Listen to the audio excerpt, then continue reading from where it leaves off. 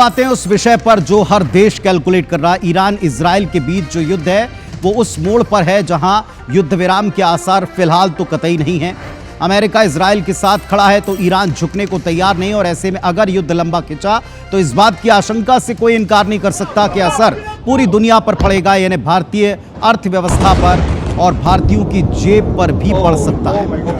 आपको यह भी समझाने की हम कोशिश करेंगे कि एक्चुअली क्या क्या असर इसका पड़ सकता है, कितना असर पड़ सकता है। तो युद्ध लंबा खिंचेगा ये तय दिख रहा है, लेकिन युद्ध का क्या असर किस देश पर पड़ेगा ये समझना भी बहुत जरूरी है। ईरान और यूएई के समुद्री बॉर्डर से होकर गुजरने वाली होर्मुज की खाड़ी वैश्विक तेल व्यापार की दृष्टि से सबसे अहम है।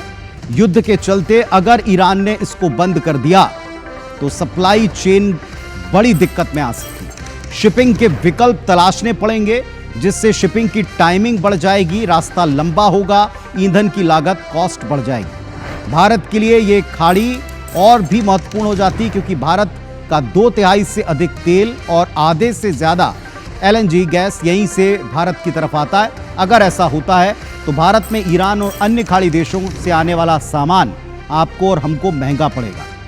अब आप एक नजर इस पर भी डालिए कि भारत का इजराइल और ईरान के साथ व्यापार किन किन चीजों पर है, जरा समझने की कोशिश करिए।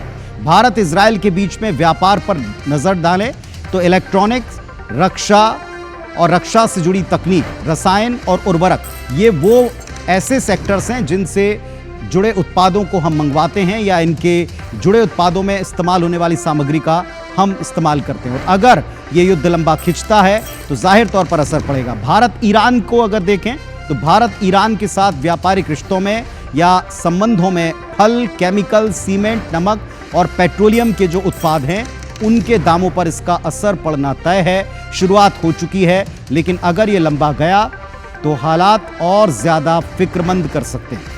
अब आप ये देखिए कि इसका असर एग्जैक्टली हमारे ऊपर किस तरह पड़ेगा। भारत में क्या महंगा हो सकता है। भारत में आने वाले वक्त में इलेक्ट्रॉनिक्स और गैजेट्स आपको महंगे खरीदने पड़ सकते हैं।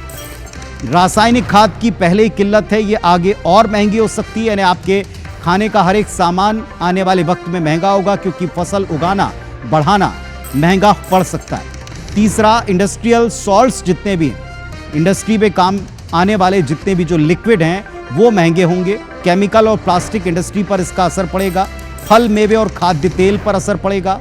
लोहा, स्टील, मशीनरी, गहने, बहुमूल्य रत्न, ये सारे वो सेक्टर्स हैं जो महंगाई से जूझ सकते हैं। तो जंग का भारत पर जो असर है वो पेट्रोल, डीजल, घरेलू एलपीजी की कीमतें बढ़ने के तौर पर सामने आएगा। ट्रांसपोर्टेशन महंगा होने की आशंका है। धीमे आयात से इलेक्ट्रॉनिक्स उत्पाद महंगे हो सकते हैं। रासायनिक खाद की कीमतें बढ़ने से फसल के दाम में आग लग सकते हैं, और खेती की लागत बढ़ जाने के बाद जो अनाज के दाम है वो चढ़ेंगे, ऐसा माना जा रहा है।